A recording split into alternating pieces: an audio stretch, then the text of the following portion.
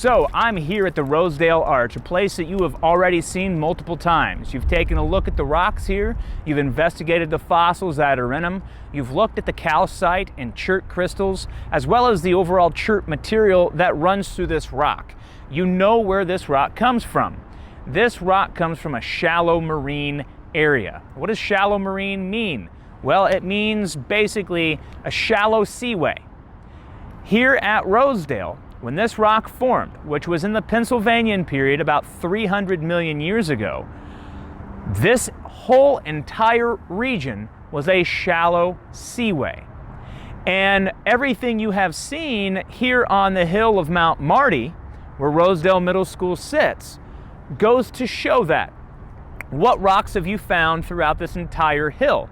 You have found limestone, sandstone, and just down the road at the I-35 exit, we also found shale and mudstone. All three of these rocks form underwater in sea and ocean ways. So you also saw the different fossils that are in this particular rock. What are those fossils? Bivalves, brachiopods, crinoids, and different corals that all would have been on the bottom surface of the water, just where there's enough sunlight coming down, but there's not enough wave energy to break them up. So you are seeing right here the pages of that history book. It explains to you precisely what the environment here at Mount Marty and in this area of Kansas City here in Rosedale, what it was in the ancient environment. All right, so I'm here at the top of Mount Marty. The Rosedale Arch is directly behind the camera now. And behind me, you can see the entire river valley here that is located in Rosedale and just outside of Kansas City, Kansas City, Missouri, right? So Kansas City, Missouri, downtown Kansas City, Missouri is right out over here to my left. And this entire area, as you see it, would have the exact same rock layers that you saw here on the hill. So what does that mean? Well, that means where we're at Rosedale on Mount Marty, this area off to my right here, behind me, off to my left, this valley here, all used to be filled with the same rock that you're standing on right now. So this all used to be limestone, and this entire area used to be a flat field. And it took 300 million years of weathering and erosion from streams, as well as this Turkey Creek down here, which is the size of a small river, to wash away or erode that limestone and shale and sandstone to form this entire region here. So when you look at this, this is a fluvial system.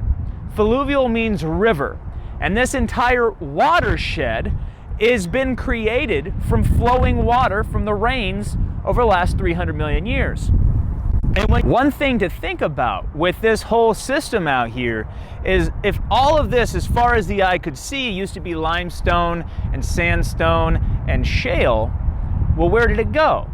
Where did all that material go? Obviously, the river eroded it away. The creeks eroded it away into the rivers into larger rivers, and then eventually into the ocean. So then, where did all the limestone go?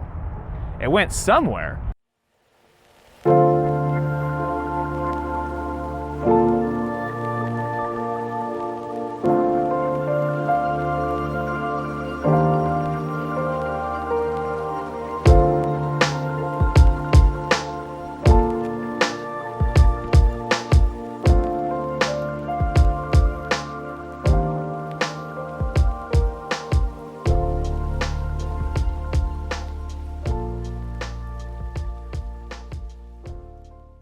Is it stacked up in the oceans right now?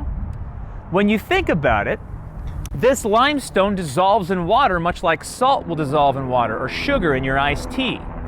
And once all of this material or all the water that's carrying that in it, dissolved away in it, it goes into the ocean. And the little creatures that are living there now, who rely on the calcium carbonate to make their shells, well, they're able to extract that out of the water. So all of this area that used to be full of a very hard, heavy limestone, a lot of it chertaceous, i.e. silicious with the chert in it. That was all dissolved away, and now it has returned back to nature to be reused again. So just like with the water cycle, just like with the energy and nutrient cycles that have to do with the ecosystem here on Rosedale and the forest here, the same thing is true for all minerals on Earth. They cycle as well. They get locked up into rocks. Those rocks erode, dissolve away. That material is once again useful or able to be used by the different creatures around the area. It gets incorporated into their bodies. They die, they get buried, it turns to rock, and the whole process will happen again. It'll take several 100 million years to happen, but it is a very slow and continuous cycle that is always happening here. So, what is the big mystery? How did Mount Marty get here? This used to be a seaway. The little creatures died and left their body parts behind to become limestone for the most part. We have some other stuff here, mudstones and whatnot. That built the rock layers up. As the seaway left, due to continental forces, basically the continent was moving around and colliding with other things, that seaway drained, leaving an area that, again, I have to stress this point, as far as the eye could see was a flat field. Then, over the course of 300 million years or so, rain has rained all over this place, and that has created creeks, and then those creeks became smaller streams, those became rivers, and eventually, well, you create a landscape that looks like this. And we know this because when we look at an aerial map, like a topographic map, we can see the structures created by these streams. If you look at the center, there's the larger river, Turkey Creek, which is where I-35 runs through, and it runs through the deepest part where the largest amount of water goes. And you have all of these other hills that kind of look like fingers. And in between each one is a small creek that feeds into the larger creek in the center, the river in the center, which is doing more erosion. And as time goes on, these streams will continue to cut back further and further in the hill until you're left with tiny isolated hills all by themselves. Obviously, Mount Marty isn't there yet. We're connected to a larger area here, and we're not an isolated hill. We're more like a finger here. So here's Mount Marty. We connect to a larger landmass that has not been eroded away yet.